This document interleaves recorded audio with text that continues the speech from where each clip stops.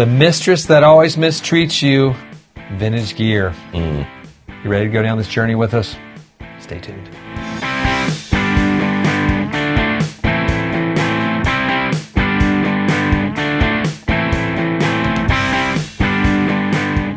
Hey, it's me, Baxter. And me, Jonathan. We're here at Casino Guitars, bringing you wholesome, good guitar content and breakfast. Harder and faster. That sounds dirty. Every day. But so we often go, it's like I don't know, it's like the election cycle. It just happens every few years. You don't want it to, but you go back to just wanting vintage gear. Yeah, that's true. And you lust after it. And Derek just went through it. We just got him detoxed, I think. He was going through it hard after the guitar shows and bit. I go through it frequently. You go through it every once in a while.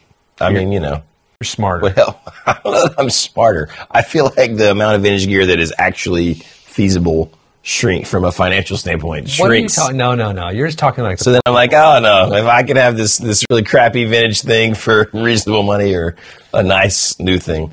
No, but we always get the lust and start chasing it. And I've had some of my best guitar experiences have been some great vintage gear. I've got a great 61 Jazzmaster I love. I got 61 355. I got a couple 65 Jaguars that are fantastic. You did some cool 70 stuff too. I do. My 78 Deluxe and my 76 Custom and the early 70s or late 60s SG, whatever that Frankenstein is. And the serial number says 69, but I don't think so.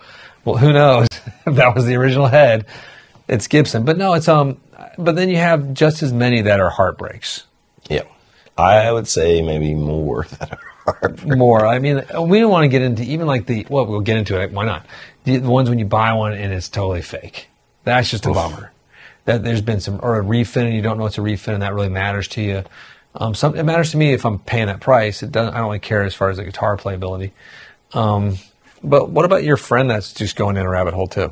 Oh man, yeah, I was telling you, I was talking to a buddy the other day, a guy who's been a really good customer here as well. But he's like, I give up on he was going down the vintage Les Paul rabbit hole. I think pretty hard, to the point that he traveled to some places to see some guitars, and he said some of it was sketchy when he got there, sketchy kind of place. You know what I mean? He's like, I give up. I'm just buying something new. I'm going custom shop.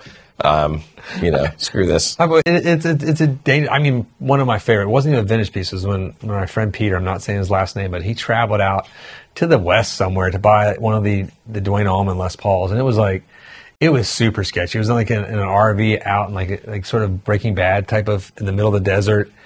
There's guns out and everything. It is like buying drugs or some weird black market art or something. You know what I mean? There's nothing that could have stopped this guy from just killing him and just taking the money and just we never would have seen old friendly We're Peter. Dumb guitar players, so we do it. But no, it's all we've showed up at people's houses with our toolkit. I hate taking guitars apart, but you have to sometimes in the vintage game. You got to take the neck off if it's a Fender, usually just to see what's written in there, see if it's real, see if it's been done by a second hand.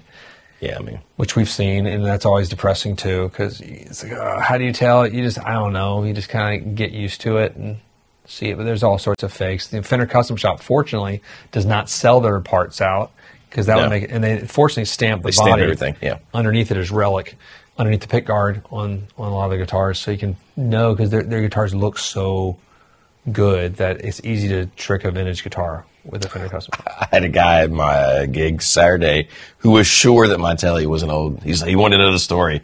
I could have absolutely been like, "Well, man, I got this. I got this. My granddad got it in '53." He thought he was like, man, it just looked so cool and it sounded good, and I just thought I was in 1975 when he joined the glam metal band and he was a woman, he got it spray painted red sparkle. That would have been cool too.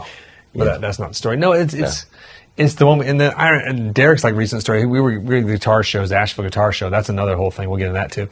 But he's been going down looking for certain guitars, and you get so close. What are you willing to sacrifice? Should almost be the question. Do you need to have it be the original paint? Does it need to have the original pickups? Does it have to have all the original hardware? Do you want everything original? Or are you cool with certain things not being there? Are you cool if they're questionable? Maybe this is a different neck put on this body. I think it almost always comes down to are you looking for player grade? Are you going to play this thing? Are you collecting it and you want to get the historical is mint, and as close to accurate? Then you don't care what it feels or sounds like, right? Then you just, okay, I want a guitar from this year that's just like it came out of the factory. I live in that sort of hybrid world of like, I do want it to be as historically accurate as possible, but I'm also going to play it. Like every guitar I have, I'm going to play. I mean, everyone is probably in slightly some middle ground. Very few people are hard on the edges, but I don't know. I kind of feel like most of these things, if they got changed, just because the original probably sucked. You know what I mean? So I'm kind of, not always. There were some bad decisions in like the 70s and 80s. Like really bad decisions. Bad routings. And, you know. But I don't know. The thing I got from the guitar shows we've been to recently is like, it's always exciting. I always love going there. The people are great. The guitars are fun to see. But there's some crazy expensive guitars there. Yeah. That should not be that expensive. We were seeing like pancake body Les Pauls, $5,000, 70s guitars. 1970s, and then maybe original pickups, maybe not. Wasn't quite sure. I'm like, man. Shoot for the moon. Or just, we'd come across like a gorgeous thing, 1954 Stratocasters, beat to hell. But it's sitting there on a picnic table with no really fanfare around it. That's like one of the historical pieces of electric guitar. Right. And it's a little disappointing. And don't get me wrong, they're asking the moon for it too, but it's sitting there on a picnic table next to some Cheez-Its and crackers maybe, and it's not really presented. That's what I'm talking about. What were they asking for that? Do you remember? I feel like it was something like 80,000 or something. Okay. Cheez-Its included. I mean, maybe they weren't Cheez-Its that one, but I saw that song. I hope they were goldfish. Like the different colored ones, Taste the same. They're different colors. I don't know. It's just everybody wants to get the most they can for the thing, but sometimes we get guitars from manufacturers all the time that we know they're going to be limited and they're going to be crazy expensive on the secondary market immediately, but we still sell them for what they're supposed to be sold for. I feel like that's just the right thing. I don't know. I feel like not the gouging system. Yeah, I mean that's true, right? But like it's just a weird thing, and because it's like, what is it? Because you can say, okay, well, a 54 Strat's worth $80K. But then no one will pay $80K for it. Well, it's not. It's such a funny system to me. Because I'm like, well, is it not worth that then? It's worth, you're actually moving them for, I don't know, what, 50 or 60K. When I saw some of those vintage, imaginary numbers. Like I was looking at the Gibson, some of the Gibson semi-hollows, like the ES, not the 335s, but the other ESs they have. And I was excited because like, oh, this one seems like a good price. And because you see like their sale price on it at the shows, and then because you're going to look for your vintage guitar, and then you look online, you're like, wait, these are all going for like $1,000 less than their sale price. And it's like, what's the right price? It's confusing. And do I feel safer because I can actually see it? Am I okay paying that premium because I can touch it? I mean, you could almost make the argument that they're traveling to that show so that you can see it. They're paying money to be there and have a booth. So, you know what I mean? That's the trade-off, right? So if you order it from Reverb, you get this thing. Maybe it's exactly what you thought. Maybe not. I'm willing to just pay weird. more for it's that. Just weird. I would too, but it is a weird. But you still don't know if it's completely 100% historically accurate, just because they're not going to let you take it apart at the show. Like, hey, I'm willing to buy this car. Like, awesome, cool. It's going to be like $5,000. Like, let me get my screwdriver out first. And start taking the guitars apart. You think anyone's going to let you do that? Maybe. God, maybe on some of those things, I don't know how you prove you're really serious.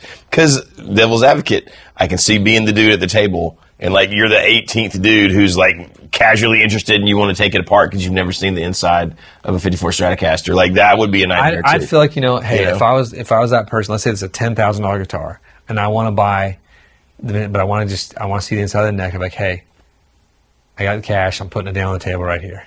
If this thing's real, it's yours. Done. I'm done. If it ain't, then like, hey, no harm, no foul. But I'm a serious buyer. I'm not just looking to see. Yeah, you got to be a serious buyer to do that. You hold it. If this is the real deal, like you say it is, we're buying it right now. But if it ain't, then I feel like that'd be fair. That's absolutely fair. Somebody gives me a credit card for $10,000, I'm getting a screwdriver out right now. But yeah, you kind of want to be at the point where, hey, if this checks out, I'm not let me go think about it. That's not kosher. Yeah. This is cool. And then then go out and get these 17. I guarantee you, there's people who wanted to do that. And I can see in the comments, well, if I'm going to spend that kind of money, yes, absolutely, you should take it apart, but only if you're really going to spend it. So just know, like, going down this vintage journey, it can be so fun. Like, I had great experiences, but it is exhausting.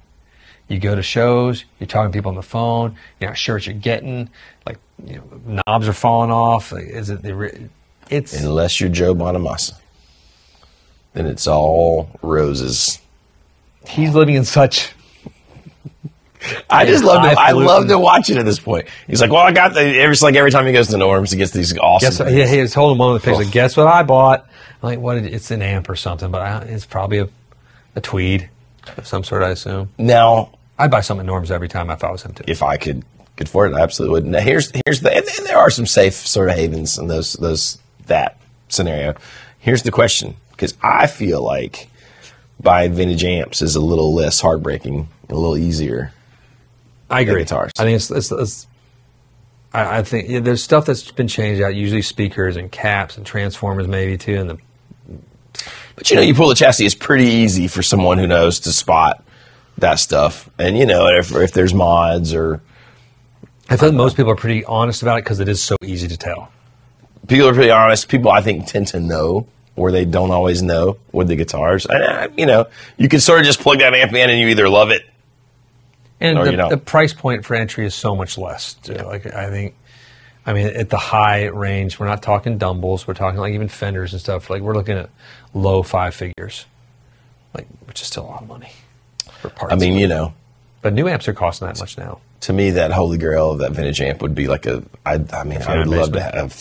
Yeah. How did you know? I just can read your How did you know? We share underwear, Johnny. I know what your amp tastes are.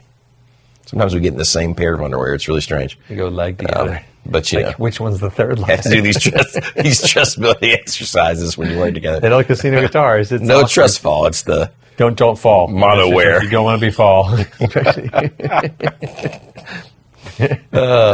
It's sort of like a 3-legged race. Sorry, just having visuals of this. We should go to the beach with one of those little inner tubes. We walk together at the beach. Our wet beards. Oh, God. Our beards frothing. Now that we're a beard, I'm glad you finally came over Don't worry, I'm to gonna the dark side. No, you can't get rid of it. No, my wife likes it too much, so I have to keep it. You have to keep it. She likes it. It's wonderful. She likes to play with it, I think. I don't know. Or just like Obi-Wan. I am. Kenobi beard. Obi-Wan Ringo Starr is the combination of what I am. It's totally better than Ringo Starr. Thank you. Way better. Not according to the other people I work with. That doesn't matter about them. Thank you. They're pointless because they're not on camera. That's all I got to say. Good luck in your journey. Peace be with you. Click like, subscribe. Hit the bell. I'm leaving. The vintage bell is a disappointment. Bam.